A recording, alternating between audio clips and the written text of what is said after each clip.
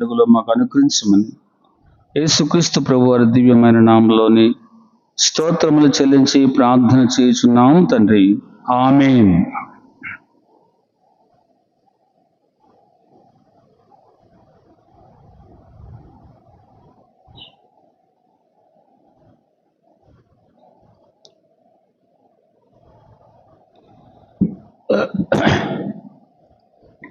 ప్రభునందు ప్రియులారా, మనం దేవుని యొక్క కృపచేత నిర్గమకాండములో 3 అధ్యాయాలు మనం పూర్తి చేశాం. రాత్రి 4వ అధ్యాయం మనం ప్రారంభం చేద్దాం. దేవుడు మోషేని తన యొక్క సేవ కొరకు పిలిచినప్పుడు తను ఆ సేవకు తగిన వాడను కాను అన్నట్టుగా మోషే యొక్క ఆలోచనలు ఉన్నాయి అని మనము జ్ఞాపకం చేసుకున్నాం. ఫరో దగ్గరకు వెళ్ళగలిగేటువంటి ఆ జ్ఞానం, ఫరో దగ్గరికి వెళ్ళగలిగేటువంటి అంత అర్హత, ఆ సామర్థ్యం, అలాంటి యోగ్యతలు నాకు లేవు అన్నట్టుగా మోషే దేవుని దగ్గర మాట్లాడుతున్నాడు అని మనకి అర్థమవుతుంది. అందుకే మొదటిసారి చెప్పాడు, ఇశ్రాయేలీలను ఐగుప్తులో నుంచి తోడుకొని పోవడానికి నేను ఎంతటి వాడను అన్నాడు. అయితే దేవుడు తగిన సమాధానం చెప్పాడు, నేను నీకు తోడుగా ఉంటాను అన్నాడు. అయినా కూడా మోషే మరలా దేవునితో అంటాడు, నేను ఇశ్రాయేలీల దగ్గరికి వెళితే నీకు ప్రత్యక్షమైన దేవుని పేరేంటి చెప్పు అనంటే నేనేం చెప్పాలి అంటాడు. నేను ఉన్నవాడను అని చెప్పు, ఐగుప్తు దేశములో నుంచి ఇశ్రాయేలీలను నేను విడిపించి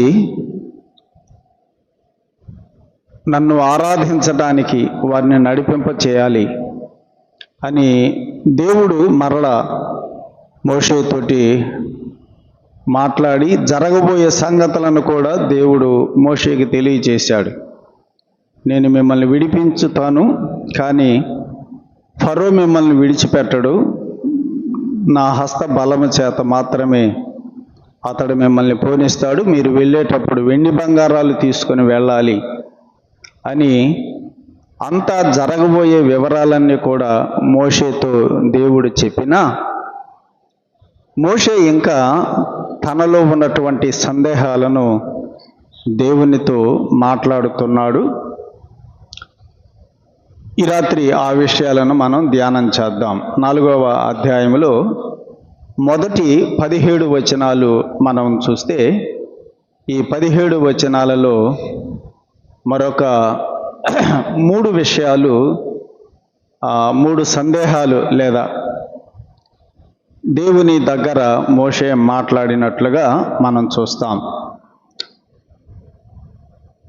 4వ అధ్యాయంలో మొదటి 17 వచనాలు ఈ రాత్రి మనం ధ్యానం చేద్దాం. ముందుగా నేను కూడా మరొకసారి చిన్న ప్రార్థన, దేవుని ఆత్మ సహాయం కొరకు ప్రార్థన చేస్తాను. పరిశుద్ధుడు అయిన మా తండ్రి, ఈ దినం నీ సన్నిధి భాగ్యం మీరు మాకు దయచేశారు. ఇంతవరకు కీర్తనలు పాడి మీ నామమును స్తుతించి ఘనపరచ, తిరుగా నీ యొక్క వాక్యమును నిర్గమకాండం 4వ అధ్యాయంలో ధ్యానం చేయబోతున్నాం. మాతో మాట్లాడండి ప్రభువా. చేరివచ్చిన నీ బిడ్డలందరికీ కూడా నీ వాక్యము ద్వారా ఈ రాత్రి క్షేమాభివృద్ధిని మీరు కలుగు చేయమని, మీ పరిశుద్ధాత్మ శక్తితో నన్ను కూడా బలపరచి, నా నోటికి నీ మాటలు అందించి, వినువారికి క్షేమాభివృద్ధికరమైన మాటలు నేను పలకడానికి సహాయం చేయమని, నీకే మహిమ ఘనత ప్రభావాలు చెల్లిస్తూ ప్రభువైన యేసుక్రీస్తు నామమున వేడుకొనుచున్నాము తండ్రి. ఆమేన్. 3వ అధ్యాయంలో 2 సందేహాలు మోషే దేవుని సన్నిధిలో అడిగాడు. 4వ అధ్యాయంలో మరొక సందేహాన్ని దేవుని దగ్గర మోషే పెడుతున్నట్లుగా మనం చూస్తాం. చూడండి, మొదటి వచనం, అందుకు మోషే చిత్తగించుము, వారు నన్ను నమ్మరు, నా మాట వినరు, యెహోవా నీకు ప్రత్యక్షము కాలేదు అందురు అని ఉత్తరమియ్యగా. మరొక సందేహాన్ని దేవుని దగ్గర మోషే పెడుతున్నాడు. ఏంటిదంటే, నువ్వు నన్ను పొమ్మంటున్నావు ఇశ్రాయేలీయుల దగ్గరికి, అయితే నేను అక్కడికి వెళ్ళి నాకు దేవుడు ప్రత్యక్షమయ్యాడు, దేవుడు మిమ్మల్ని విడిపింప చేయమన్నాడు, ఫరో దగ్గరకు నన్ను తీసుకుని వెళ్ళమన్నాడు, పెద్దలందరినీ కూడా దేవుడు మిమ్మల్ని విడిపిస్తాడు రండి అని నేను వెళ్ళి చెబితే అసలు నా మాట వింటారో వినరో, నన్ను నమ్ముతారో నమ్మరో. 40 సంవత్సరాలు మిద్యాను దేశంలో గొర్రెలను మేపుతూ ఉన్నాడు మోషే. మరి ఇలాంటి గొర్రెలు మేపుకునేటువంటి నాకు దేవుడు ప్రత్యక్షం అవ్వటం ఏంటి అనేటువంటి ప్రశ్న వారి హృదయాలలో కలగవచ్చు. అసలు నన్ను నమ్ముతారా? నీకు దేవుడు ప్రత్యక్షమయ్యాడా? గొర్రెలు మేపుకుని నీకు దేవుడు ప్రత్యక్షం అవడమా అన్నట్టుగా వారు ఒకవేళ నన్ను అంటారేమో, నా మాట నమ్మరేమో అని మోషే దేవుని సన్నిధిలో మాట్లాడుతున్నట్లుగా మనకి ఇక్కడ అర్థమవుతుంది. నన్ను నమ్మరు, నా మాట వినరు, యెహోవా నీకు ప్రత్యక్షమో కాలేదంటారు, అప్పుడు నేనేం చేసేది అనే సందేహాన్ని దేవుని దగ్గర మోషే పెట్టినట్లుగా మనం ఇక్కడ చూస్తున్నాం. అసలు వాస్తవంగా ఇన్ని సందేహాలు రాకూడదు. ఎందుకంటే దేవుడు 3వ అధ్యాయంలో చెప్పాడు కదా, నేను నీకు తోడుగా ఉంటా అన్నాడు. చాలా, ఒక్క మాట చాలు. తన పితరుల యొక్క చరిత్ర అంతా కూడా మోషేకు తెలుసు. అబ్రహాముకు దేవుడు తోడుగా ఉండడం, ఇస్సాకుకు దేవుడు తోడుగా ఉండడం, యాకోబుకి యోసేపులకు దేవుడు తోడుగా ఉండటం, ఆ చరిత్ర అంతా మోషేకు తెలుసు కదా. నా పితరులకు దేవుడు తోడుగా ఉన్నాడు, మరి నాకు కూడా దేవుడు తోడుగా ఉంటాడు, దేవుడు నాతో ముఖాముఖిగా చెప్పాడు కదా, మరి నేను నమ్మాలి కదా అనేటువంటి ఆ ఆలోచన వాస్తవంగా మోషేలో ఉండాలి.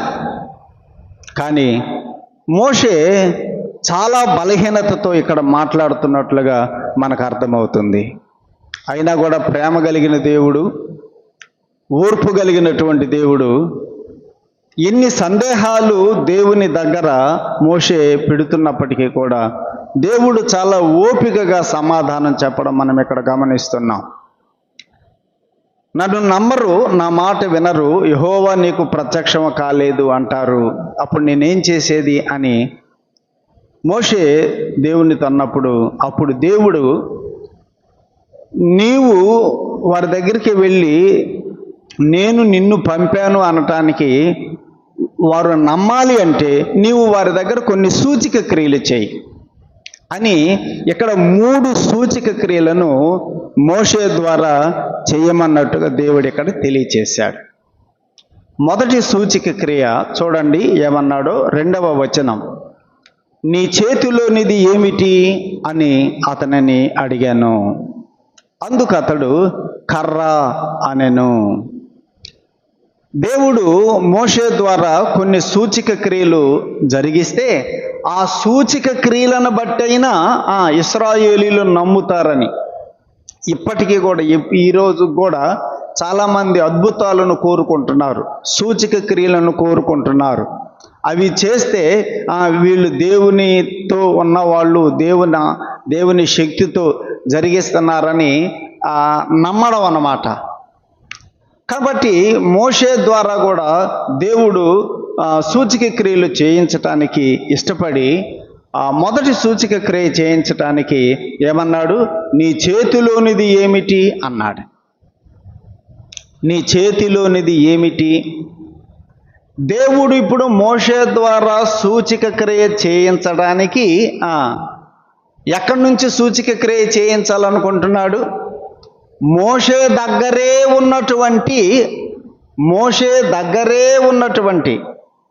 లేనటువంటిది కాదు, మోషే దగ్గరే ఉన్నటువంటి ఆ కర్రతోటి దేవుడు సూచిక క్రియలు చేయించటానికి ఇష్టపడుతున్నాడు. ఉన్నదానితోట లేని దానితోట, ఉన్నదే నీ దగ్గర ఏది ఉంటే దానితోనే నీ చేత దేవుడు ఒక అద్భుతాన్ని చేయిస్తాడు. నీ చేతిలోనిది ఏమిటి? నీ చేతిలో ఏముంది? నీ దగ్గర ఉన్నదానితోటే నీ చేత నేను ఒక అద్భుతాన్ని చేయిస్తా. ఇప్పుడు మోషే, నీ దగ్గర ఉన్నదానితోటే, మన దగ్గర లేని దానితో కాదు, మన దగ్గర ఏది ఉంటే అది, ఏమి ఉంటే అది. రాజులు 2వ గ్రంథం 4వ అధ్యాయంలో కూడా ఎలీషా అక్కడ ఆ ఊరిలో ఉన్నటువంటి ఆ విధవరాలితోటి ఒక ప్రశ్న అడుగుతాడు. ఆమె భర్త అప్పులు చేసి చనిపోతే, అమ్మా నీ ఇంటిలో ఏమున్నది అంటాడు కదా 4వ అధ్యాయములు. నీ ఇంటిలో ఏముంది? ఇప్పుడు ఆ ఇంటిలో ఎలీషా అద్భుతం చేయించడానికి దేనిని సాధనంగా వాడుకుంటున్నాడు? ఆ ఇంటిలో ఏముందో దానితోనే. గమనించండి, దేవుడు అద్భుతాలు చేసేది దేనితోటంటే మన దగ్గర లేని దానితోటి కాదు, నీ దగ్గర ఏదుంటే అది. లేని తెమ్మని ఆయన అడగడు. నీ దగ్గర ఏమి ఉంటే దానితోనే ఆయన అద్భుతాలు చేయగలడు. మోషే, నీ చేతిలో ఏముంది? నా చేతిలో కర్ర ఉందయ్యా, చిన్న కర్ర ఉంది, గొర్రెలను మేపుకోవడానికి నేను ఉపయోగించే కర్ర. అవునా? దానితోటే నేను అద్భుతం చేపిస్తా. కర్ర ఇది పనికిరాదు అని దేవుడు అనడు. అది నీ దృష్టిలో పనికిరాని కర్ర అయినా, అది చిన్న కర్ర అయినా, విలువలేని కర్ర అయినా, ఎండిపోయిన కర్ర అయినా, నేను దానితోనే అద్భుతం చేయిస్తా. అది ఇప్పుడు దేవుడు అంటుంది మోషేతోటి. నీ చేతిలో ఏముంది దానితోనే ఇప్పుడు నీ దగ్గర ఆ సూచిక క్రియ చేయిస్తా అంటున్నాడు దేవుడు. ఎలీషా కూడా ఆ విధవరాలితో అంటున్న మాట అదే. అమ్మా, నీ ఇంటిలో ఏముంది? అయ్యా, నా ఇంటిలో ఒక నూనె కొండ తప్ప ఇక నా ఇంటిలో ఏమీ లేదయ్యా. ఏమి లేకపోయినా పర్వాలేదులేమ్మా, ఆ నూనె కొండే తీసుకొని రా. ఎలీషా కూడా అద్భుతం చేయడానికి ఏమీ లేని దాన్ని తెమ్మని చెప్పాలి ఆమెతోటి. నీ దగ్గర ఏది ఉంటే అది నా దగ్గర పెట్టు, దానితోటి నేను అద్భుతం చేస్తా, నీ అప్పులు తీరిపోతాయి. అలాగే ఈ రాత్రి మనం జ్ఞాపకం చేసుకుందాం, మన దేవుడు మన జీవితాలలో అద్భుతం చేయాలంటే ఆయన మన దగ్గర ఏదుంటే దానితోనే చేయగలడు. అది విలువలేనిదా, అది చిన్నదా, అది పనికిరానిదా, లోకం దృష్టిలో కావచ్చేమో, కానీ దేవుడు మాత్రం దానితోనే అద్భుతాలు చేసేవాడు. 5,000 మంది ఉన్నారు యేసు ప్రభు ఎదుట, పురుషులు మాత్రమే, స్త్రీలు పిల్లలు ఎంతమంది ఉన్నారో తెలియదు. వారందరికీ ఇప్పుడు భోజనం పెట్టాలి. ఏమడిగాడు యేసు ప్రభు? మీ దగ్గర ఎన్ని రొట్టెలు ఉన్నాయి? మీ దగ్గర ఎన్ని రొట్టెలు ఉన్నాయి? ఏందయ్యా, చూస్తేనేమో 1,000 మంది ఉన్నారు, రొట్టెలేమో 7. అయినా పర్వాలేదు, తీసుకొని రండి. చూసారా, 7,000 మంది కాదు, 70,000 మంది ఉన్నా కూడా మీ దగ్గర ఎన్ని రొట్టెలు ఉన్నాయి? 7 రొట్టెలేనా? 5 చేపలు, అవి కూడా పెద్ద చేపలు కాదు. ఏ చేపలు అవి? 5 చిన్న చేపలు అని ఉంది. 5 చిన్న చేపలు, 7 గోధుమ రొట్టెలు కాదు, 7 ఏ రొట్టెలు అవి? యవల రొట్టెలు. 7 యవల రొట్టెలు, 5 చిన్న చేపలు. అయినా పర్వాలేదు, తీసుకున్నాను నా దగ్గరికి. ప్రభువు విలువ లేని దానితోనే ఆయన అద్భుతాలు చేసేవాడు. దేవుడు మన ప్రభువు ఎన్నిక లేని దానితోనే ఆయన అద్భుతములు చేయించగలడు. పనికి రాని వాటితోటే ఆయన అద్భుతములు చేయించగలిగినటువంటి వాడు. ఆలోచన చేయండి. కొన్నిసార్లు మనం కూడా అనుకుంటాం, నేను దేవునికి పనికి వస్తానా? దేవుడు పని చేయడానికి పనికి వస్తానా? నా దగ్గర ఏం చదువు ఉంది కదా, నా దగ్గర ఏం చదువు ఉంది, నాది తక్కువ చదువు కదా, నేను దేవుని పనికి వస్తానా? నా దగ్గర ఏ జ్ఞానం ఉంది, నాది చాలా తక్కువ జ్ఞానం కదా అనుకుంటాం. ప్రభు ఏమంటాడు? నాకదే చాలు. అది ప్రభు అనేది. నాకదే చాలు. సహోదరుడా, సహోదరి, దేవుడు మోషేతో మాట్లాడుతున్నాడు. నీ చేతిలో ఏంటి? అయ్యా నా చేతిలో కర్ర ఉందయ్యా, నా చేతిలో కర్ర ఉంది. కర్ర ఉందా? పర్వాలేదు, ఆ కర్ర తీసుకొని రా, దానితోనే నీ చేతి నేను అద్భుతం చేపిస్తా. ప్రియ సహోదరుడా, సహోదరి, మన ప్రభువు ఎన్నిక లేని దానితోటే, చిన్న వాటితోటే, పనికిరాని వాటితోటే ఆయన అద్భుతములు చేయగలిగేటువంటి వాడు. చిన్న నూనె కొండతో ఆ ఇంటిలో అప్పులన్నీ పోయాయి. వర్షము కురిసే వరకు కూడా ఆ ఇంటిలో ఆహారం సమృద్ధిగా ఉన్నది. 1000 మంది ఉన్నారు. 7 రొట్టెలు 5 చేపలతోటి యేసు ప్రభువు అక్కడ 1000 మందికి ఆహారం పెట్టాడు. న్యాయాధిపతుల గ్రంథం చూడండి, ఒక మాట చదువుదాం. 3వ అధ్యాయం. న్యాయాధిపతుల గ్రంథం 3వ అధ్యాయం. అక్కడ ఒక న్యాయాధిపతి మనకు కనపడతాడు. అతని పేరు షమ్గరు. న్యాయాధిపతుల గ్రంథం 3వ అధ్యాయం 30వ వచనం చూడండి. 30వ వచనం. అతని తరువాత అనాతు కుమారుడైన షమ్గరు న్యాయాధిపతిగా ఉండెను. అతడు ఫిలిష్తీలలో 600 మందిని హతము చేసెను. దేనితోటి? కత్తితోట. ఏముంది ఆయన చేతిలో? షమ్గరు చేతిలో ఏముందో చూడండి. మునుకోల కర్రతో 600 మందిని హతము చేసెను. షమ్గరు చేతిలో ఏముంది? షమ్గరు చేతిలో ఏముంది? ఒక కర్ర ఉంది. చిన్న కర్ర అది. దానిని మునుకోల కర్ర అంటారు. పశువులను మేపేవారి చేతిలో ఒక కర్ర ఉంటుంది కదా, ఆ పశువులను నడిపించడానికి ఆ పశువుల కాపరి చేతిలో మునుకోల కర్ర ఉంటుంది. దానితోనే, ఆ పనికిరాని కర్రతోటే కదా, ఆ విలువ తక్కువగా ఉన్న కర్రతోటే ఎంతమందిని చంపాడు? 600 మందిని చంపాడు. సాధ్యమా చెప్పండి? చిన్న కర్రతోటి 600 మందిని చంపగలడా? దేవుడు తలచుకుంటే చెప్పండి, చంపగలడు. సంసోను చేతిలో గాడిద యొక్క పచ్చి దవడ ఎముకుంది. గాడిద దవడ ఎముక ఎంత పొడవు ఉంటుంది? ఎంత పొడవు ఉంటుందా? గాడిద దవడ ఎముక ఎంత పొడవు ఉంటుందా?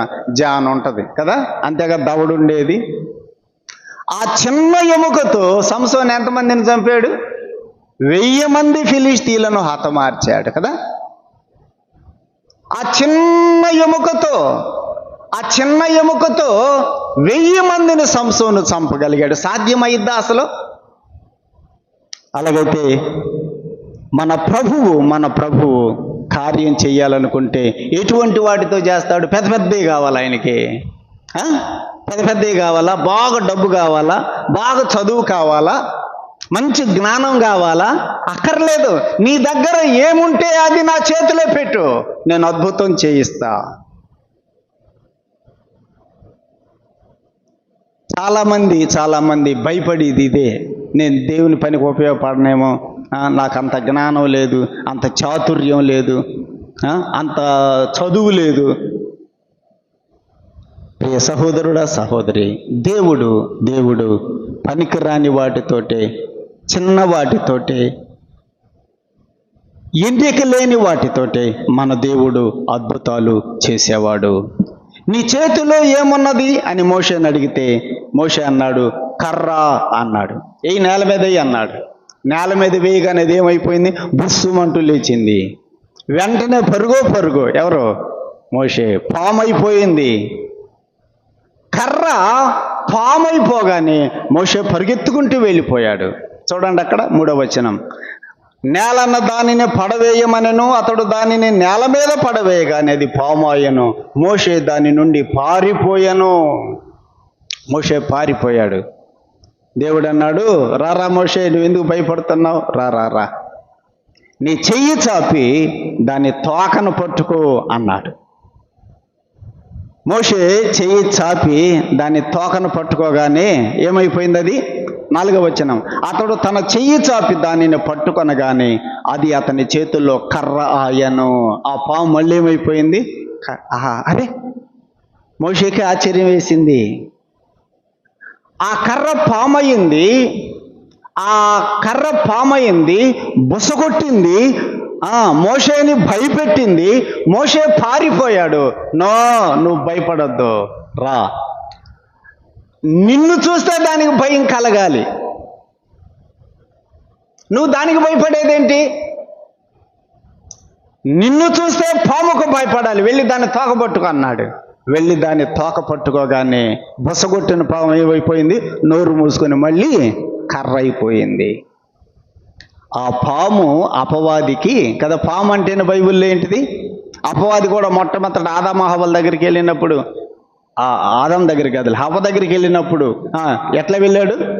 సర్పంలోనే వెళ్ళాడు కదా. అవును, సర్పము, ఘట సర్పము ప్రకటన గ్రంథంలో ఉంది. ఆది సర్పము, ఘట సర్పము అని పేర్లు. ఇక్కడ పాము అపవాదికి సూచన. అపవాది నుంచి మనం పారిపోవాలా, మనల్ని చూస్తే వాడు పారిపోవాలా? చెప్పండి. అపవాదిని చూస్తే మనం పారిపోవాలా, మనల్ని చూస్తే వాడు పారిపోవాలా? మనల్ని చూస్తే వాడు పారిపోవాలని చెబుతున్నాం కానీ కదా, చెబుతున్నాం కానీ మనం ఏం చేస్తున్నాం? మనం పారిపోతున్నాం. చెప్పడానికైతే చెబుతున్నామలే వాడే పారిపోవాలని, కానీ పారిపోతుంది ఎవరు? మనమే.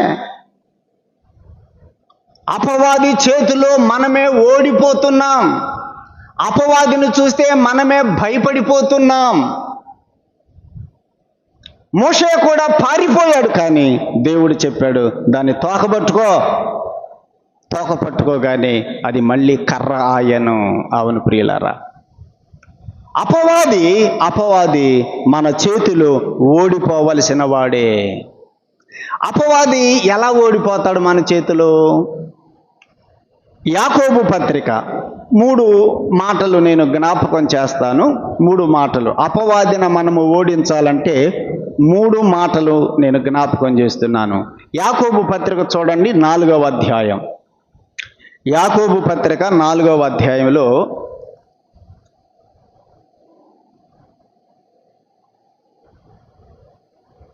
7వ వచనం చూడండి. 7వ వచనం, 4వ అధ్యాయం 7వ వచనం.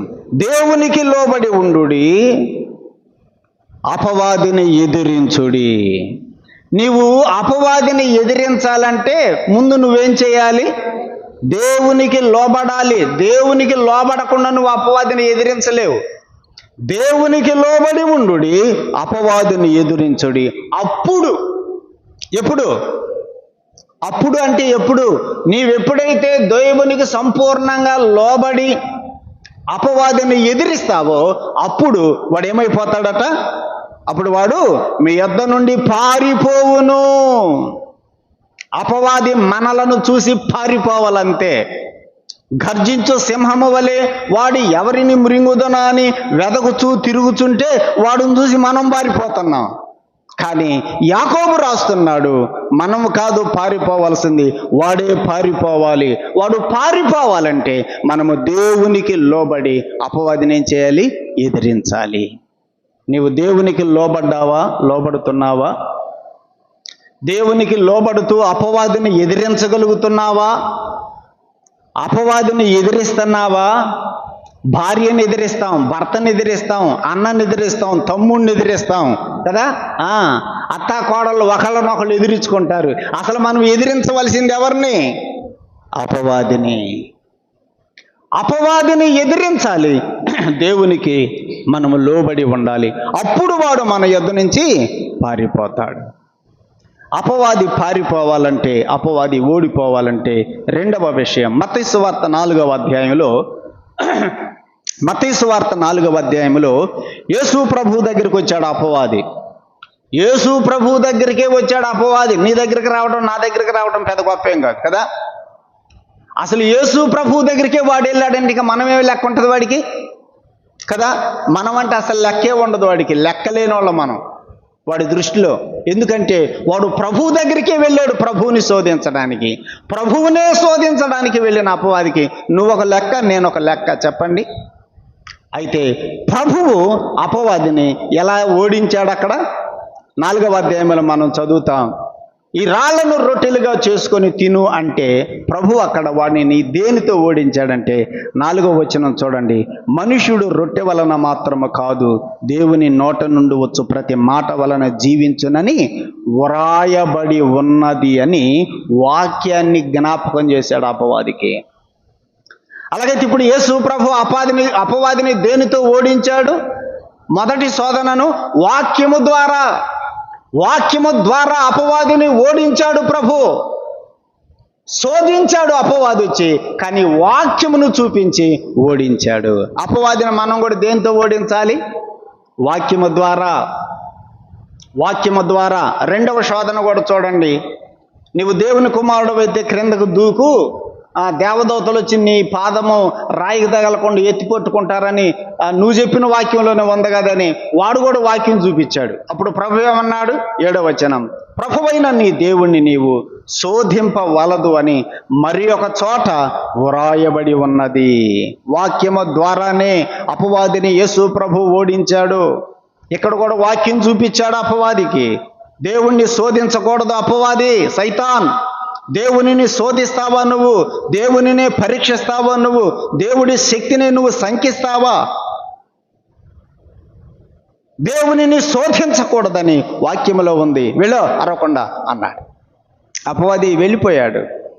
మరలా యేసు ప్రభువుకు లోకరాజ్యాలను చూపించి నాకు సాగిలపడి నమస్కారం చేస్తే ఇది అంతా ఇస్తానంటే అప్పుడు మరలా యేసు ప్రభు ఏం చూపించాడు? ప్రభువైన నీ దేవునికి మ్రొక్కి ఆయనను మాత్రము సేవింపవలెనని వ్రాయబడి ఉన్నది. ఇప్పుడు కూడా ఏం చూపించాడు? వాక్యమే. వాక్యము ద్వారా మొదటి శోధన, వాక్యము ద్వారా 2వ శోధన, వాక్యము ద్వారా 3వ శోధన. వాక్యము ద్వారానే అపవాదిని నీవు నేను కూడా ఓడించగలం. మొదటిది దేవునికి లోబడి ఉండి వాడిని మనం ఎదిరించాలి, వాడు పారిపోతాడు. దేవునికి లోబడే జీవితం ప్రాముఖ్యం, దేవునికి విధేయతగా ఉండడం ప్రాముఖ్యం. అప్పుడు అపవాది మనల్ని ఏం చేయలేడు, నువ్వు దేవునికి లోబడి ఉంటే. 2వది, దేవుని యొక్క వాక్యము ద్వారా అపవాదిని మనం ఓడించగలం. మూడవది యేసు ప్రభువు దగ్గరికి శిష్యులు వచ్చి ప్రార్థన నేర్పించమని అడిగితే ఆ ప్రార్థనలో ప్రభు ఒకటి నేర్పించాడు వాళ్ళకి. ఏమని నేర్పించాడు చెప్పండి? ప్రభువు నేర్పించిన ప్రార్థన అది. మత్తయి సువార్త 6వ అధ్యాయం, మత్తయి సువార్త 6వ అధ్యాయంలో ప్రభువు నేర్పించిన ప్రార్థనలో ఒక పదాన్ని ప్రభు వాళ్ళకి చెప్పాడు. 13వ వచనం, 6వ అధ్యాయం 13వ వచనం చూడండి.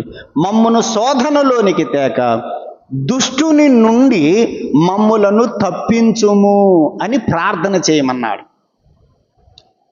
దుష్టుని నుండి, దుష్టుడు అంటే సైతాను, అపవాది నుండి, అపవాది యొక్క శోధనలలో మేము పడకుండా అపవాది నుండి మమ్ములను తప్పించు అని మీరు తండ్రికి ఏం చేయమన్నాడు?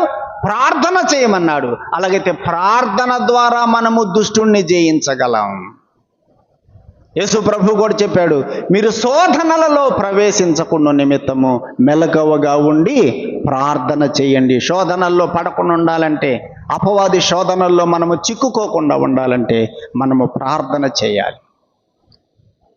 ప్రియులారా, అపవాదిని మనము ఓడించాలి, అపవాదిని మనము జయించాలి. అపవాది మన యొద్ద నుండి వాడు పారిపోవాలి.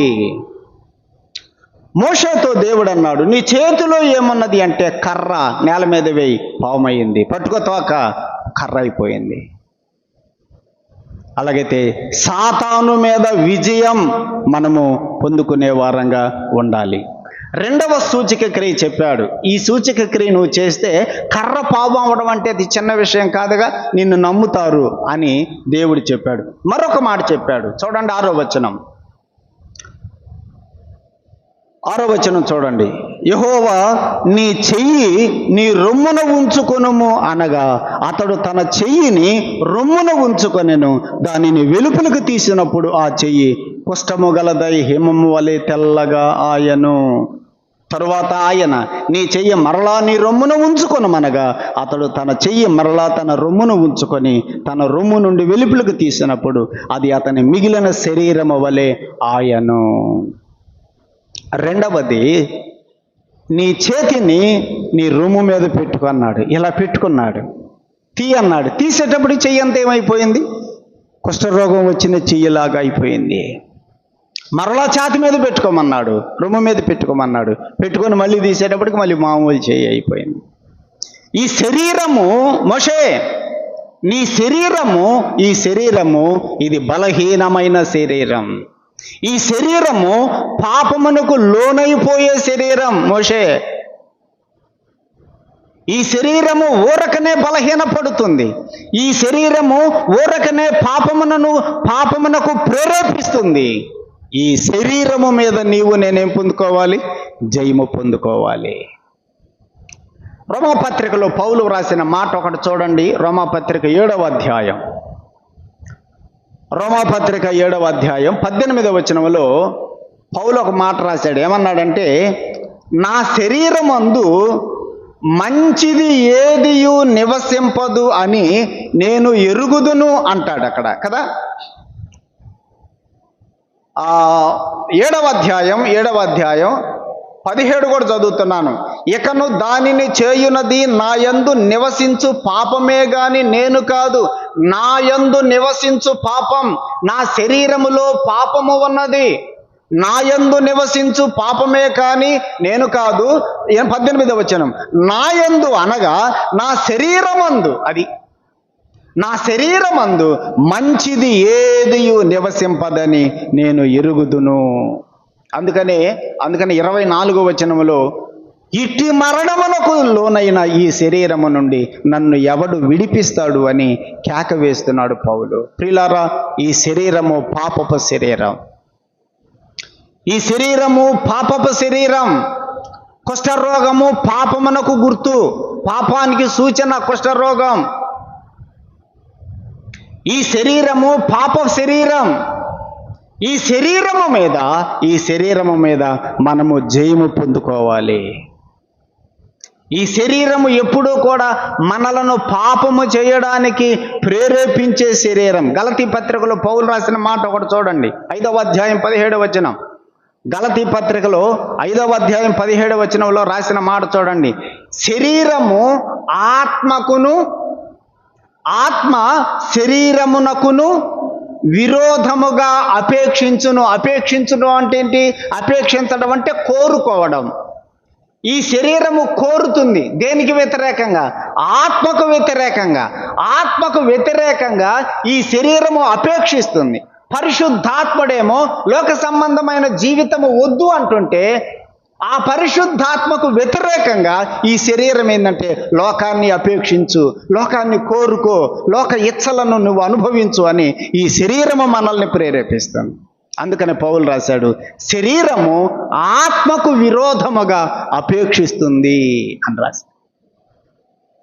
ఆత్మ అనే అక్షరాలు పెద్ద అక్షరాలు పెట్టాడు. పెద్ద అక్షరాలతో ఆత్మ అనే పదం ఉందంటే దాని అర్థం ఏంటంటే పరిశుద్ధాత్ముడని. పరిశుద్ధాత్మకు విరోధముగా మన శరీరము అపేక్షిస్తుంది. కాబట్టి ఈ శరీరాన్ని మనం ఏం చేయాలి? శరీరాన్ని మనము జయించాలి. అందుకనే కదా పౌలు అన్నాడు 1 కొరింథీ పత్రిక 9:37లో, నా శరీరమును నేను నలగగొట్టి దానిని నేను లోపరుచుకొనుచున్నాను. అందరికీ నేను ప్రకటించిన తర్వాత నేనెక్కడ భ్రష్టుడు నవ్వుతాను అని నా శరీరమును నేను నలగగొట్టి లోపరుచుకొనుచున్నాను అన్నాడు. సహోదరుడా, సహోదరి, మన శరీరమే మనలను పాపానికి ప్రేరేపిస్తుంది. జాగ్రత్త. అందుకని పౌలులాగా ఈ శరీరమును మనము నలగగొట్టుకోవాలి. ఈ శరీరానికి వచ్చేటువంటి కోరికలను మనము నిగ్రహించుకోవాలి. ఇంద్రియ నిగ్రహము కలిగిన ఆత్మనే ఆయన మనకిచ్చెను అంటాడు పౌలు తిమోతికి రాసే పత్రికలో. ఏ ఆత్మను ఇచ్చాడు ప్రభు? ఇంద్రియ నిగ్రహములను కలిగిన ఆత్మ. ఇంద్రియములు అంటే మనలో ఉన్నటువంటి అవయవాలు. ఈ అవయవాలు పాపానికి ప్రేరేపిస్తాయి, నిగ్రహించుకోవాలి. కన్ను పాపానికి ప్రేరేపిస్తుంది, నిగ్రహించుకోవాలి. నోరు పాపానికి ప్రేరేపిస్తుంది, నిగ్రహించుకోవాలి.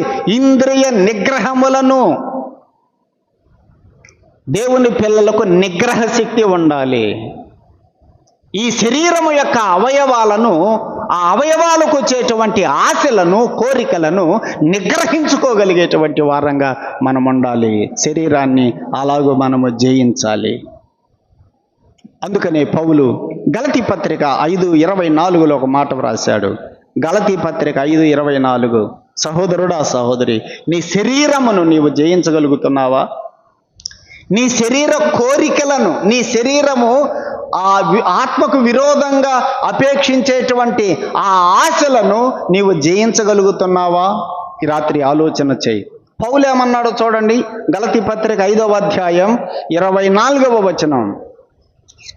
క్రీస్తు యేసు సంబంధులు అంటే మనము ఒకప్పుడు అపవాది సంబంధులం, ఇప్పుడు యేసు ప్రభు సంబంధులం. ఏమన్నాడు? క్రీస్తు యేసు సంబంధులు శరీరమును దాని ఇచ్చలతోనూ దురాశలతోనూ ఏం చేయాలి? సిలువ వేయాలి. సిలువ వేసి ఉన్నారు అని వ్రాశాడు. శరీరమును దాని యొక్క ఇచ్చలంటూ కోరికలు, ఈ శరీరము యొక్క కోరికలను దానికి వచ్చేటువంటి చెడ్డ ఆశలను అన్నిటిని కూడా సిలువ వేసి చంపాలి. నేను చంపాను అన్నాడు పౌలు. యేసుక్రీస్తు సంబంధులమైన మనం మన శరీర ఇచ్చలను సిలువ వేస్తున్నామా? చెప్పండి. ఈ శరీరానికి వచ్చేటువంటి కోరికలను, ఈ శరీరానికి వచ్చేటువంటి ఆశలను మనం చంపుతున్నామా? పరీక్ష చేసుకో. అందుకనే దేవుడు మోషేతో చెప్పాడు, మోషే నీ చేతిని రొమ్ము భాగాన్ని ఉంచుకో.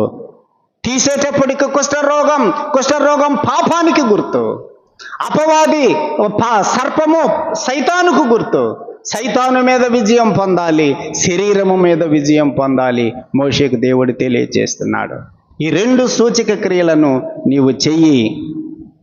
అప్పటికీ ఒకవేళ గనక నిన్ను నమ్మకపోతే 3వ సూచక క్రియ చూడండి ఏం చెప్పాడు. 8వ వచనం. ఆయన అంటున్నాడు, దేవుడు అంటున్నాడు, వారు నిన్ను నమ్మక మొదటి సూచనను బట్టి వినకపోయిన ఎడల 2వ దానిని బట్టి విందురు. వారు ఈ 2 సూచనలను బట్టి నమ్మక నీ మాట వినకపోయిన ఎడల నీవు కొంచెము ఏటి నీళ్లు తీసి ఎండిన నేల మీద పోయవలెను. అప్పుడు నీవు ఏటిలో నుండి తీసిన నీళ్లు పొడి నేల మీద రక్తమగును అనెను. నీవు ఆ నైలు నదికెళ్ళు, ఐగుప్తు దేశంలో ఉన్నటువంటి నైలు నది, ఆ నైలు నదిలో ఉన్నటువంటి నీళ్లు తీసి ఎండిన నేల మీద పోయి, ఆ నేల మీద పోయగానే ఆ నీళ్ళు ఏమైపోతాయి అన్నాడు? రక్తం అవుతుంది. మోషే, రక్తం అవసరం. ఐగుప్తు దేశములో ఉన్నటువంటి మీరు విమోచించబడాలంటే ఏం కావాలి? గొర్రెపిల్ల రక్తం అవసరం. ఆ రక్తం ఎంత ప్రాముఖ్యమైనదో నువ్వు తెలుసుకోవాలి, వాళ్ళకు కూడా తెలియచేయాలి. నైలు నదిలో ఉన్నటువంటి నీళ్లు, ఆ ఏటి నీళ్లను నీవు నేల మీద పోస్తే అది రక్తం అవుతుంది. సహోదరుడా, సహోదరి, రక్తము అనేది చాలా విలువైనది, చాలా ప్రాముఖ్యమైనది. అన్నిటికంటే ప్రాముఖ్యమైనది ఏం చెప్పండి? అక్కడక్కడ మనం గోడల మీద కూడా చూస్తాం. అన్ని దానములలోకెల్లా ఏ దానము గొప్పది? హాస్పిటల్స్ను ముఖ్యంగా రాస్తారు. ఏ దానం? రక్తదానం. రక్తం చాలా ప్రాముఖ్యమైనది. మనుష్యుని యొక్క ప్రాణాన్ని నిలబెట్టేది రక్తం. పాపము నుండి విమోచించేది ఏంటి చెప్పండి? రక్తమే. రక్తము చిందించకుండా పాప క్షమాపణ కలుగదు అని సామాన్యముగా చెప్పవచ్చునని హెబ్రీ పత్రికలో మనం చదువుతున్నాం. అలాగైతే పాపము నుండి విమోచించే రక్తం యేసు ప్రభువు రక్తం. మోషే నా కుమారుడు యేసు, నా కుమారుడు యేసు రాబోయే దినాలలో, రాబోయే కాలములో తన అమూల్యమైనటువంటి రక్తమును ధారపోసి మీరైతే గొర్రెపిల్ల రక్తములో విమోచించబడతారు, కానీ లోక మానవాళి మాత్రం నా కుమారుని రక్తము ద్వారా విమోచించబడతారు. అందుకే ఏటిలోని నీళ్లు తీసి నేల మీద పోయి అది రక్తం అవుతుంది. ప్రియులారా, యేసు ప్రభువు యొక్క రక్తం మన పాపముల నుండి మనలను విమోచించినటువంటి రక్తం. 2-3 మాటలు. యేసు ప్రభువు రక్తం మనలను విమోచిస్తుంది. యేసు ప్రభువు రక్తము మనలను పరిశుద్ధపరుస్తుంది కదా. హెబ్రీ పత్రిక 13వ అధ్యాయం హెబ్రీ పత్రిక 13వ అధ్యాయంలో ఆ మాట ఉన్నది. యేసు ప్రభు తన సొంత రక్తము చేత మనలను పరిశుద్ధపరచుటకై ఆయన గవిని వెలుపట శ్రమ పొందెను. 13వ అధ్యాయం 12వ వచనంలో మనం ఆ మాట చదువుతున్నాం. యేసు ప్రభువు యొక్క రక్తం మన పాపముల నుండి విమోచించే రక్తం. యేసు ప్రభువు యొక్క రక్తం అపరిశుద్ధులమైనటువంటి మనలను, పాపులమైనటువంటి మనలను పరిశుద్ధపరిచే రక్తం. హెబ్రీ పత్రిక 9వ అధ్యాయంలోనే 14వ వచనం కూడా చూడండి. 9:14. యేసు ప్రభు యొక్క రక్తము మన మనస్సాక్షిని శుద్ధి చేసే రక్తం. 14వ వచనం. నిత్యుడగు ఆత్మ ద్వారా తన్ను తాను దేవునికి నిర్దోషిగా అర్పించుకున్న క్రీస్తు యొక్క రక్తము నిర్జీవ క్రియలను విడిచి జీవము కలిగిన దేవునిని సేవించడానికి మీ మనస్సాక్షిని ఎంతో ఎక్కువగా శుద్ధి చేయును. మన మనస్సాక్షిని శుద్ధి చేసే రక్తం యేసు ప్రభువు రక్తం. ఎఫెసీ పత్రిక 2:13లో పౌలు రాస్తాడు, దూరస్తులైనటువంటి మిమ్ములను ఆయన తన రక్తము ద్వారా ఏం చేశాడు? సమీపస్తులనుగా చేశాడు. సమీపస్తులనుగా చేసింది రక్తం. యేసు ప్రభువు యొక్క రక్తం విమోచించిన రక్తం, పరిశుద్ధపరిచిన రక్తం, మనస్సాక్షిని శుద్ధి చేసిన రక్తం, దూరస్తులమైన మనలను సమీపస్తులనుగా చేసిన రక్తం, ఆయన రక్తం మనలను కొని ఆయనకు సొత్తుగా చేసిన రక్తం. అందుకే దేవుడు మోషేతో చెప్పాడు, ఏటిలో ఉన్నటువంటి నీళ్లు తీసి ఎండిన నేల మీద పోస్తే అది రక్తమగును. 3 సూచక క్రియలను మోషే ద్వారా చేయించాడు. కానీ 3 సూచక క్రియలలో 3 పాఠాలు. అపవాది మీద జయం, శరీరము మీద జయం, అపవాది మీద జయము పొంది శరీరము మీద జయము పొందినటువంటి వారు క్రీస్తు రక్తమును గురించి లోకానికి చాటి చెప్పాలి.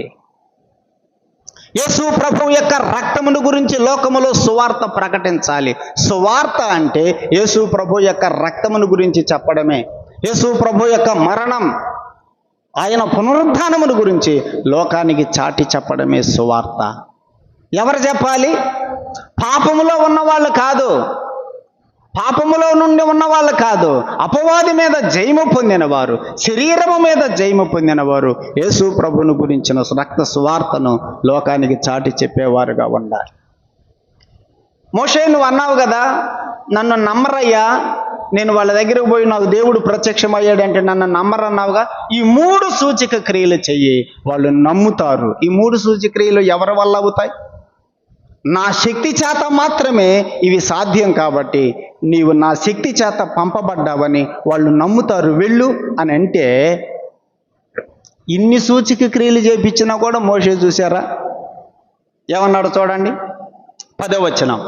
అప్పుడు మోషే, ప్రభువా, ఇంతకు మునుపైనను నీవు నీ దాసునితో మాటలాడినప్పటి నుండి అయినను నేను మాట నేర్పరిని కాను, నేను నోటి మాంద్యము నాలుక మాంద్యము గలవాడును అని యెహోవాతో చెప్పాను.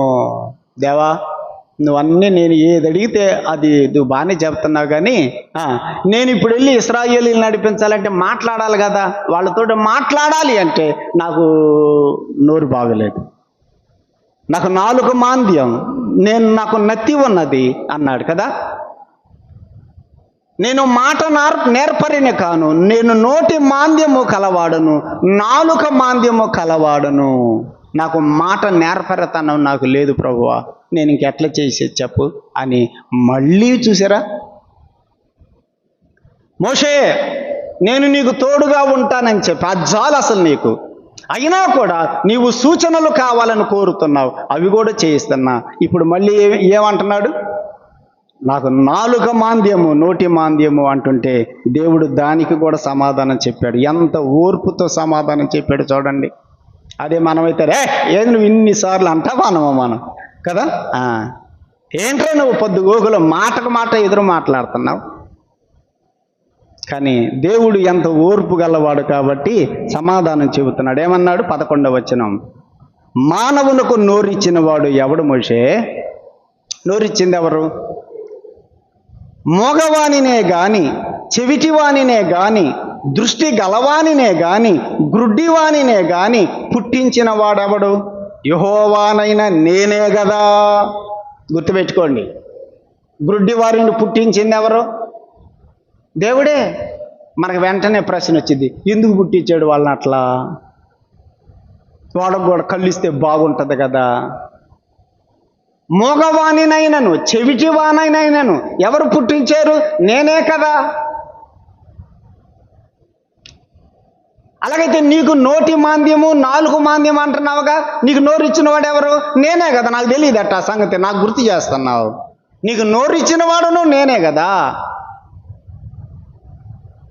మూగవాళ్ళను పుట్టించింది నేనే కదా, చెవిటి వారిని పుట్టించింది నేనే కదా. అలాగైతే ప్రియులారా, లోకంలో మన అనేక మంది అంగవైకల్యము కలిగిన వారిని చూస్తున్నాం. వారందరిని చూసినప్పుడు మనకు చాలా బాధ కలుగుతుంది, నిజమే. కానీ దేవుడు వారిని అలా పుట్టించాడు. దేవుడు అలా వారిని పుట్టించడం అది ఆయన చిత్తం. మనం దానిని ప్రశ్నించలేం. కుమ్మరి కొండ చేసినప్పుడు ఆ కొండ కుమ్మరిని ప్రశ్నించదు కదా, నన్ను ఎందుకు ఎట్లా చేసావని. ఆ రోమాపత్రికలో ఆ మాటలు ఉన్నాయి. రూపింపబడినది రూపించిన వానితో నన్నెందుకు ఇలాగూ రూపించావు అని ప్రశ్నించగలదా? అలాగే దేవా నన్ను ఎందుకు ఇట్లా చేసావని అడగటానికి వెళ్ళే దేవుని క్రియలు వారి యందు ప్రత్యక్షపరచబడుటకి దేవుడు అలాగూ వారిని చేశాడని యోహాను సువార్తలో కూడా మనం చదువుతున్నాం. అది దేవుని చిత్తం. దేవుడు తన కార్యాలు వారి జీవితాల్లో జరిగిస్తాడు కూడా. దేవుడు ఏమన్నాడు చూడండి, 12వ వచనం. కాబట్టి అంటే నోరిచ్చిన వాడును నేనే కదా, నీకు నోటి మాంద్యం కలుగు చేసింది కూడా నేనే కదా, నీకు నాలుగు మాంద్యం కలుగు చేసింది కూడా నేనే కదా. కాబట్టి నీవు వెళ్ళు, నేను నీ నోటికి తోడై ఉండి నీవు ఏమి పలకవలసినదో నేను నీకు బోధిస్తా అని అతనితో చెప్పాను. నీ నోటికి నేను తోడుగా ఉంటా. నాలుగు మాంద్యం అంటున్నావు కదా, నీ నాలుకకు నేను తోడుగా ఉంటాగా. పో, నీవు ఏమి పలకాలో నీ నోటికి నేనే మాటలు అందిస్తా, వెళ్ళు అన్నాడు. మన దేవుడు ఎంత గొప్ప దేవుడో ఆలోచన చేయండి, బాగా నమ్మండి దేవుణ్ణి. మన దేవుడు మన అవయవములకు కూడా తోడుగా ఉండేవాడు. మన నోటికి తోడుగా ఉంటానన్నాడు. నోటిలో లోపముందా? ఏం భయపడద్దు, నీ నోటికి దేవుడు తోడుగా ఉంటాడు. నీ కాళ్ళల్లో లోపముందా? నీ కాళ్ళకు దేవుడు తోడుగా ఉంటాడు. మన దేహములో ఏ అవయవం అయితే లోపము కలిగి ఉన్నదో ఆ అవయవానికి దేవుడు తోడుగా ఉంటాడు. నీ నోటికి నేను తోడుగా ఉండి నీవు ఏమి పలకాలో నేను నీకు బోధిస్తా. ఆ నోటికి నేనే మాటలు అందిస్తా, వెళ్ళు అన్నాడు. గాడిదకు మాటలు ఇచ్చినోడు మోషేకు మాటలు ఇయ్యడండి కదా. అసలు గాడిద మాట్లాడగలదా? కానీ ఆ గాడిదను వాడుకున్నాడు ఒకసారి బిలాముకు బుద్ధి చెప్పడానికి. గాడిదకు నోరిచ్చిన వాడు మోషే నీకు కూడా నోరిస్తాడయ్యా. ఈ రాత్రి వాక్యం వింటున్న సహోదరుడా సహోదరి, ఈ సత్యం నువ్వు కూడా నమ్ము. మనం నమ్ముదాం. మన దేవుడు మనకు గనక తోడుగా ఉంటే అది లోపము కలిగినది అయినప్పటికీ కూడా ఆయన అద్భుతము చేస్తాడు. ఇర్మియా తోటి దేవుడు ఏమన్నాడు చూడండి, ఒక మాట చదువుదాం. ఇర్మియా గ్రంథం 1వ అధ్యాయం.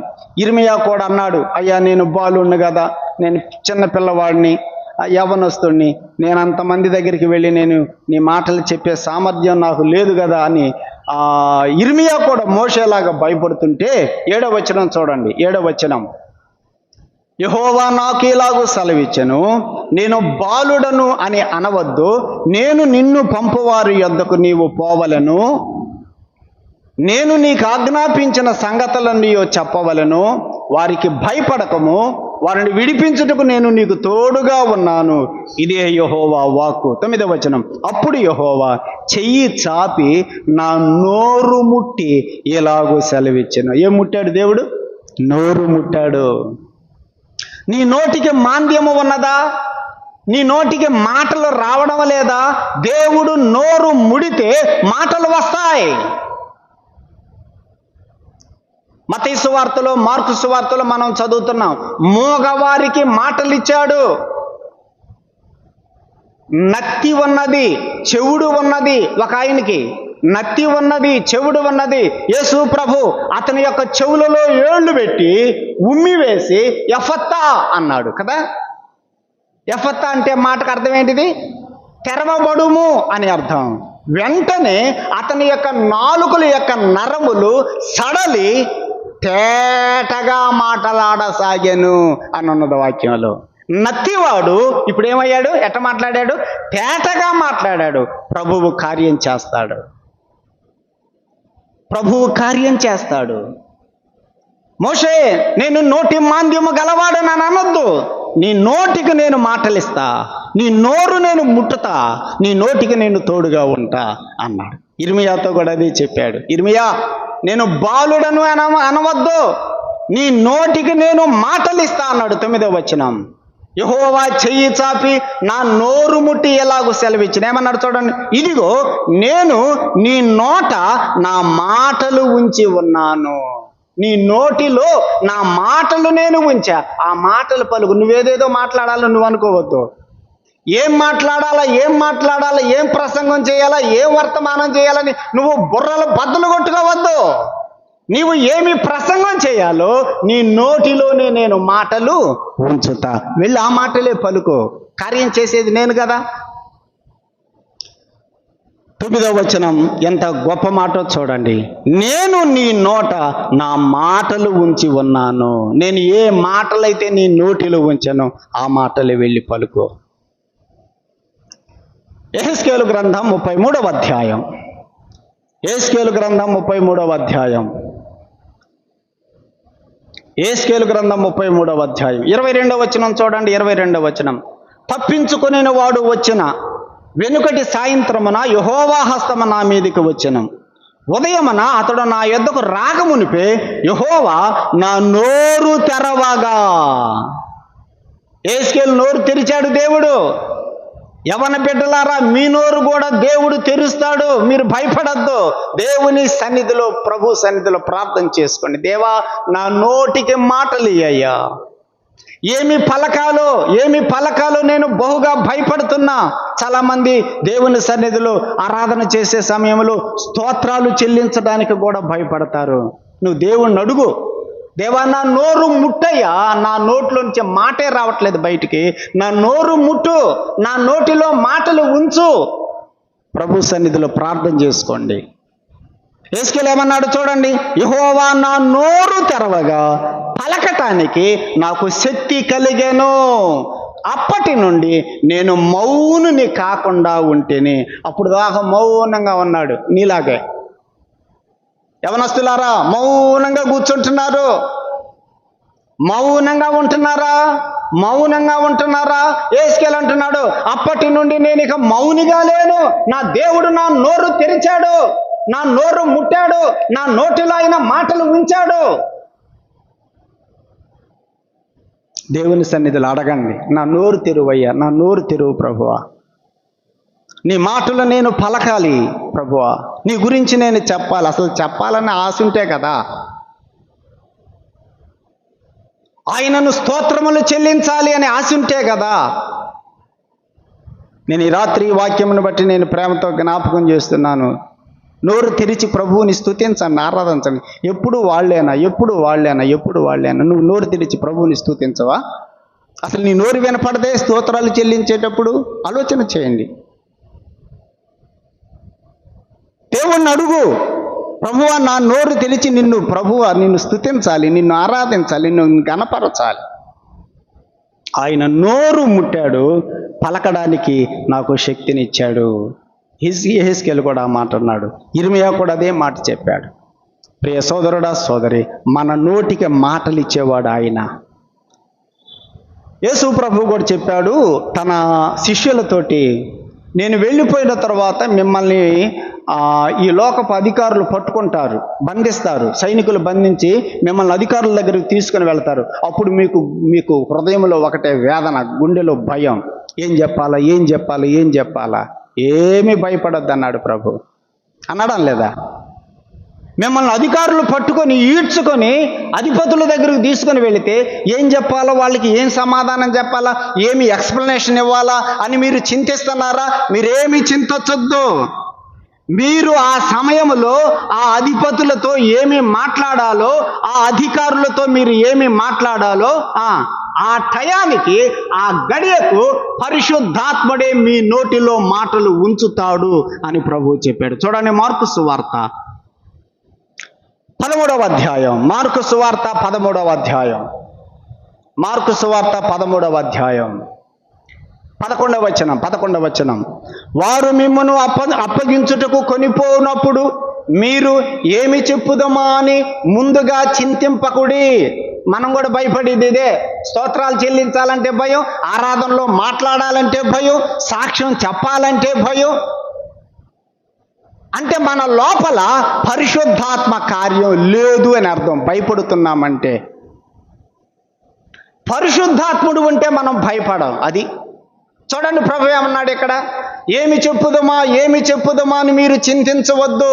నువ్వు చింతిస్తున్నావంటే, నువ్వు భయపడుతున్నావంటే నీ లోపల పరిశుద్ధాత్ముడు లేడు. గుర్తుపెట్టుకో. ఏమన్నాడు చూడండి అక్కడ, ఆ గడియలోనే మీకు ఏది ఇయ్యబడునో అదే చెప్పండి. ఆ గడియలో ఏది ఇవ్వబడుతుందో అదే చెప్పండి. ఇచ్చేది ఎవరు? చెప్పించేది ఎవరు? అక్కడే చెప్పాడు, చెప్పువాడు పరిశుద్ధాత్మయే గాని మీరు కారు అన్న. చెప్పేది ఎవరు? పరిశుద్ధాత్ముడే చెబుతాడు. మీరు మౌనంగా ఉండండి అంతే. ప్రభువు సన్నిధిలో మనం కనిపెడితే ఆయనే వర్తమానం ఇస్తాడు, ఆయనే మనకు తలంపులు ఇస్తాడు. వాక్యం చెప్పే ముందుగా ప్రభువు సన్నిధిలో ప్రార్థన చేయాలి, ప్రభువు సన్నిధిలో కనిపెట్టాలి. దేవా, ఈరోజు వర్తమానం ఏం చెప్పాలి? నా మట్టుకు నేనైతే ఈరోజు కాదు, రేపు ఆదివారం ఏం చెప్పాలంటే ఇప్పటి నుంచే ప్రభువు సన్నిధిలో కనిపెట్టాలి.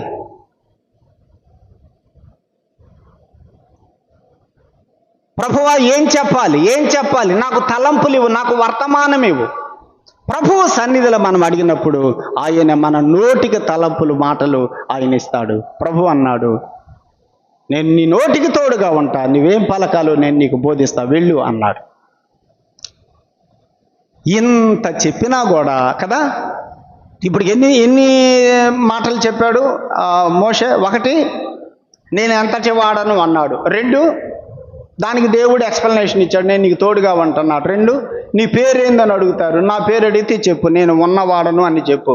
3, నన్ను నమ్మరు అని చెప్పి అన్నాడు. నన్ను నీకు దేవుడు ప్రత్యక్షం కాలేదు అంటారు, నన్ను ఏం చేయమంటావు? ఇదిగో ఈ సూచక్రియలు చేయి. నాకు నోటి మాంద్యం అంటాడు, నీ నోటికి నేను తోడుగా ఉంటా. ఇక చాలదా? సరే పోతాను ప్రభు అని అనొద్దు. మళ్ళీ ఇప్పుడు ఏమంటాడు? 13వ వచనం, అయ్యో ప్రభు అంటే ఏంది? అయ్యో ప్రభు అంటే అయ్యా నన్ను వదిలిపెట్టు అయ్యా అని అర్థం. మనం కూడా అప్పుడప్పుడు అంటాం కదా, పట్టుకొని పోయి అయ్యా నన్ను వదిలిపెట్టురా, నన్ను బానీరా బాబు అంటాం కదా. మోషే కూడా ఇప్పుడు దేవుడితో అట్ట అంటున్నాడు, అయ్యో ప్రభువా, నీవు పంపతలించిన వానినే పంపు. నువ్వు ఎవరిని పంపాలనుకుంటున్నావో వారిని పంపయ్యా. ఆయన ఎవరిని పంపాలనుకుంటున్నాడు? నిన్నే కదా, మోషేనే కదా ఆయన పంపాలనుకుంటుంది. మళ్ళీ మోషే ఏమంటాడు? నువ్వెవరిని పంపాలనుకుంటావు వాళ్ళని పంపు అంటాడు. ఆయన మోషే మీద కోపపడి, ఇప్పుడు దేవుడికి ఏమొచ్చింది? గుర్తుపెట్టుకోండి, నాణానికి అచ్చు ఉంటుంది, నాణానికి బొమ్మ కూడా ఉంటుంది. దేవుడు 1 సారి ఓర్చుకున్నాడు, 2 సార్లు ఓర్చుకున్నాడు, 3 సార్లు ఓర్చుకున్నాడు, 4 సార్లు ఓర్చుకున్నాడు. 5వ సారి ఏం చేశాడు? కోపపడ్డాడు. విసిగిస్తే ఎవరికైనా కదా, మనకు కూడా ఎట్లా ఉంటుంది? విసిగిస్తే కోపం. సరే, మనుషుల్ని విసిగించారు కానీ దేవుణ్ణి మాత్రం విసిగించబాకండి. దేవుడికి కోపం వస్తే నువ్వు తట్టుకోలేవు, జాగ్రత్త. దేవుడిని విసిగించబాకండి, దేవునితో ఆటలాడుకోబాకండి. దేవుడు మోషే మీద కోపపడ్డాడు అనే మాట మనం చదువుతున్నాం. ఒకసారి అబ్రహాం కూడా దేవుణ్ణి విసిగించాడు, గుర్తుందా? ఆ లోతు కుటుంబాన్ని రక్షించడం కోసం ఆ పట్టణంలో 50 మంది నీతిమంతులుంటే వదిలిపెట్టమంటాడు. వదిలిపెడతానంటే పోవద్దు అబ్రహాము, సరే వదిలిపెడతానన్నాళ్ళని పోవద్దు. అయ్యే ఒకసారి ఒక 5 తక్కువైతే 45 మంది ఉంటే సరే 45 మంది ఉన్నా కూడా నేను వదిలిపెడతాను పో అన్నాడు. ఇప్పుడైనా వదిలిపెట్టద్దు. అయ్యే ఇంకొకసారి ఇంకొక 5 తక్కువైతే అబ్రహాం కూడా అర్థమైంది, నేను విసిగిస్తున్నాను నీన్ని అని ఇంకొక మాట అంటాడు. ఏమంటాడు చెప్పండి? నువ్వు కోపపడని ఎడలా అంటాడు. అంటే అబ్రహాం కూడా అర్థమైపోయింది, నేను దేవుణ్ణి విసిగిస్తున్నాను, ఈయనకు కోపం వచ్చిద్దేమోనని. అయ్యే కోపపడకుండా ఉంటే ఒక మాట. మనం కూడా అప్పుడప్పుడు ఏమనుకోపోతే ఒక మాట అంటాం కదా. అంటే అనుకుంటారని మనకు తెలుసు, ఏమనుకోబాకని మళ్ళీ మనం అడుగుతాం. అబ్రహాం కూడా దేవుణ్ణి అన్నాడు, నేను అడిగితే ఈసారి కోపం వచ్చిద్దని అనుకొని అయినా అడిగాడు. ప్రభువు కోపపడని ఎడల ఇంకొక మాట అడుగుతానన్నాడు. 2 సార్లు అన్నాడు ఆ మాట. 30వ వచనం 32వ వచనంలో ప్రభువు కోపపడని ఎడల అనే మాట. అంటే ప్రభువు కోపం వస్తుందని అబ్రహాం కూడా అర్థమైంది. సోదరుడు గుర్తుపెట్టుకో, దేవుణ్ణి విసిగించబాకండి, దేవునికి మనం కోపం కలిగించవద్దు. అబ్రహాము మోషే 5వసారి నీవెవరిని పంపాలో వాడిని పంపించంటే కోప్పడ్డాడు. కోప్పడి ఏమన్నాడు? లేవీయుడగు నీ అన్నయ్య అహరోను లేడా? నేను పంపాలనుకుంటే నీ అన్న నీకంటే 3 సంవత్సరాలు పెద్దోడు, మీ అన్న లేడా? నేను పంపాలనుకుంటే అతడు బాగుగా మాట్లాడగలడని నేను ఎరుగుదును, నీకంటే బ్రహ్మాండంగా మాట్లాడతాడు. అయినా నేను అతన్ని ఎందుకు పెట్టలేదు నాయకుడిగా, నిన్నెందుకు పెట్టాను? చూడండి, బాగా మాట్లాడేవాడిని వదిలిపెట్టాడు దేవుడు, నోటి మాంద్యము 4 మాంద్యం కలిగిన వాడిని పట్టుకున్నాడు. ఇప్పుడు దేవుడంటే జ్ఞానుల్ని వదిలిపెట్టాడు, పనికి మానలోలమైన మనల్ని ఆయన పట్టుకున్నాడు. దేవుని కృప కదా. బైబిల్ ఇచ్చి మోడీకి ఇప్పుడు వాక్యం చెప్పండి, చెప్పగలడా? చెప్పలేడు. ఎవరికి ఇచ్చాడు ఇది? ఎర్రివారము, జ్ఞానం లేని వాళ్ళం, చదువు తక్కువ వాళ్ళం మనకిచ్చాడు ప్రభు. నీ అన్న బాగా మాట్లాడగలడని నేను ఎరుగుదును, అయినా నీ అన్న నేను పక్కన పెట్టాను, నేను నిన్నే కోరుకుంటున్నా. ప్రియులారా, మన దేవుడు వెర్రివారిని, అజ్ఞానులము, నీచులము, దౌర్భాగ్యులమైనటువంటి మనలనే ఆయన ఎన్నుకున్నాడు. కానీ జ్ఞానవంతులు, విద్యావంతులు కదా, ఐశ్వర్యవంతులు ఎంతోమంది ఉన్నారు, వాళ్ళందరినీ దేవుడు పక్కన పెట్టాడు. నీ అన్నలేడా?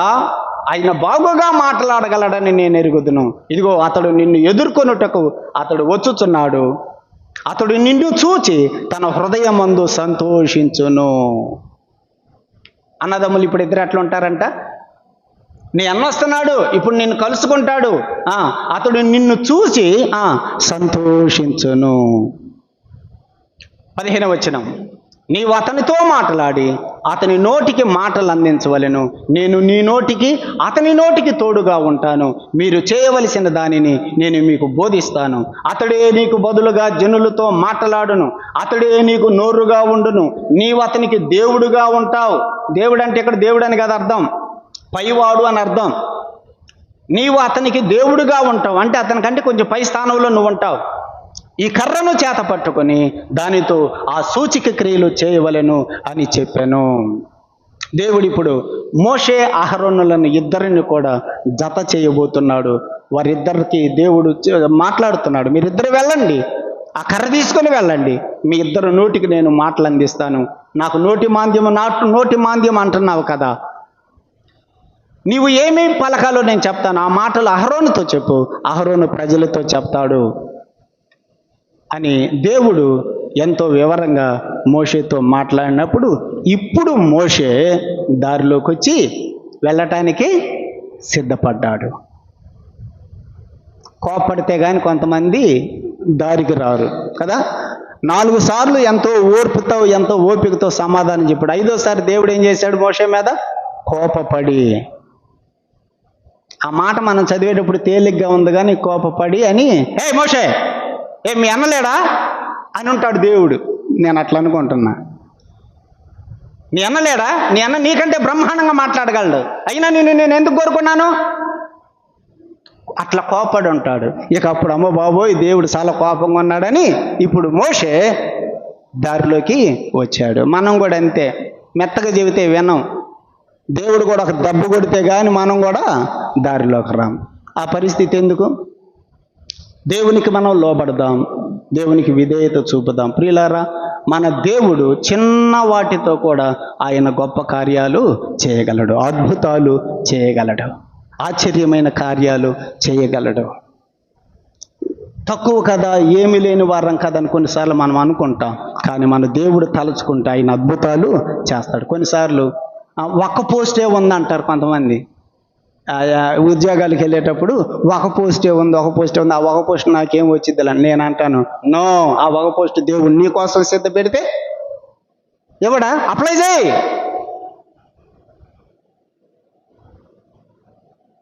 మా సోజన అంది సచివాలయం పోస్ట్కి, బీసీసీకి ఒక పోస్టే డాడీ అని అంటే నేను అన్నాను, ముందు అప్లై చేయి.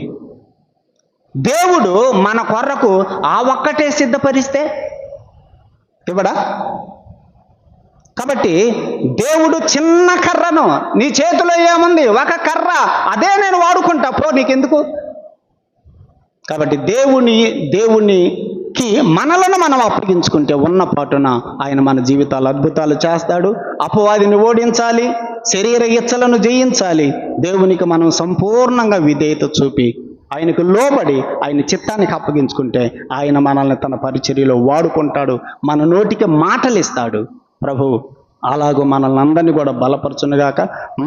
మనం కూడా ప్రభు కార్యతగా అప్పగించుకుందాం. ప్రార్థన చేద్దాం. పరిశుద్ధుడైన మా తండ్రి, మోషేని నీవెలాగూ నీ పరిచర్య కొరకై పిలిచావో, మోషే కూడా తన యొక్క అనుమానాలన్నిటినీ, తన సందేహాలన్నిటినీ మీ సన్నిధిలో పెట్టి మీ వలన శ్రేష్టమైనటువంటి జవాబులు పొందాడు. మేము ఆ విషయాలన్నీ ధ్యానించాం. మమ్మల్ని కూడా ప్రభువా నీ పరిచర్యలో రాబోయే రోజుల్లో వాడుకో ప్రభువా. మాలో భయం తీసివేయి, మాలో పిరికితనం తీసివేయి, మా నోటికి మాటలు అందించు. నీ పరిశుద్ధాత్మ చేత మమ్మల్ని నడిపించు. నీ ఆత్మ పూర్ణులనుగా చెయ్యి. ఇర్మియాకు నోటికి మాటలు ఇచ్చిన వాడవు, యెహెజ్కేలు నోటికి మాటలు ఇచ్చిన వాడవు, మోషే నోటికి మాటలు ఇచ్చిన వాడవు, ఒక గాడిద నోటికి మాటలు ఇచ్చిన వాడవు. నీ సేవలో మమ్మల్ని కూడా అలాగ వాడుకొని నీ మహిమ కొరకే మమ్మల్ని బలపరచమని అప్పగించుకుంటున్నాం. అపవాదిని ఓడించే వారంగా, శరీర ఇచ్చలను జయించే వారంగా మమ్మలను బలపరచమని మహిమ ఘనత ప్రభావాలు మీకే చెల్లిస్తూ యేసు ప్రభువు నామమున వేడుకొనుచున్నాము తండ్రి. ఆమేన్. అందరికీ వందనాలు. కూడిక ముగించబడింది. సెలవు తీసుకున్నాం.